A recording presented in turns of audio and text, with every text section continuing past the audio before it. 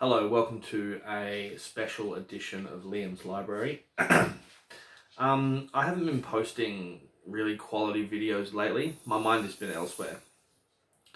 I have been writing again, so it's good.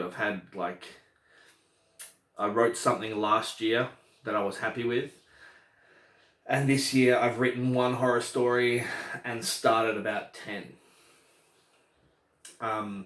The one horror story I wrote was a vampire story called The Wolf Spider. It was good, but I was lazy and I didn't do a second rewrite. So I'm talking to you today just to sort of let you know, sorry about the lighting. It's so stormy outside, the lighting's going in and out, and we're facing my curtain, so I apologise.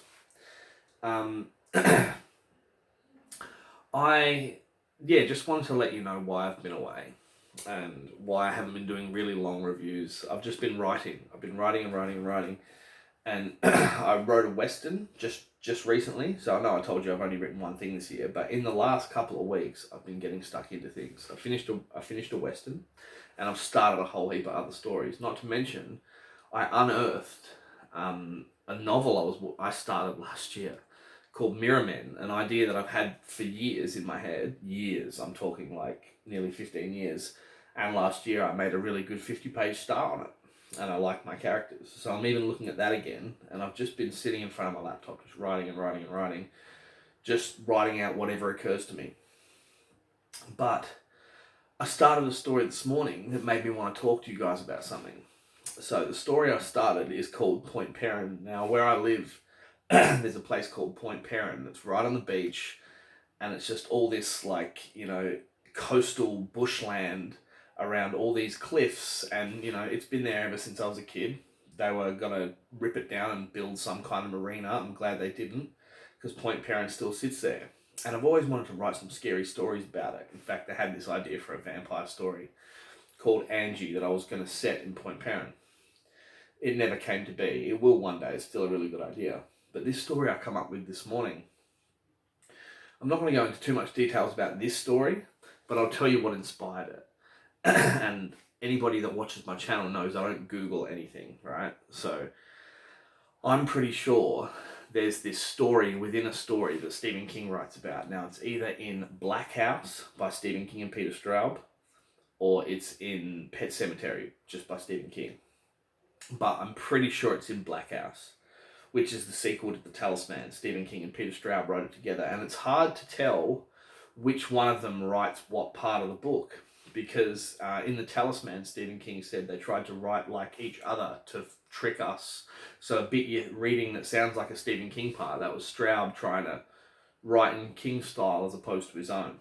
So the novel Black House by Stephen King and Peter Straub, to me, is really Peter Strauby. It's more of a Straub novel than a King novel. If you've read Straub like I have, I've read most of his stuff. He's just the best. But there's a bit in it where a character in Black House tells a story of when he was like in his 20s, and him and a couple of rowdy mates of his were out riding their motorbikes, and they came across this just this bit of farmland, this area called HARLOW, and they spend the night there, and something evil and supernatural happens, right? I'll get back to that. But sorry, my TV keeps fucking around. There we go. You might recognize the name HARLOW from a Stephen King story called The Body. Even the movie Stand By Me. They're going down, they need to find the back HARLOW Road to find the train tracks that the body of Ray Brower is. So HARLOW has been mentioned a heap of times in Stephen King books, and in Stand By Me, more noticeably.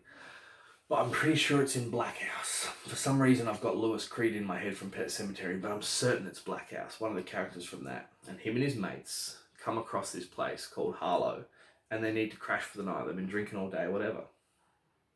I haven't read this in years. This is just what I remember. And him and his mates end up staying in this old, just abandoned, shack.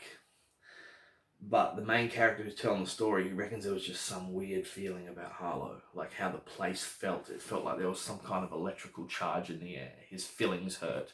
He had this constant ache in his head and this sick feeling in his stomach, and he couldn't sleep in that shack. He just couldn't. So he went and stayed near his bike or stayed in his car or something like that.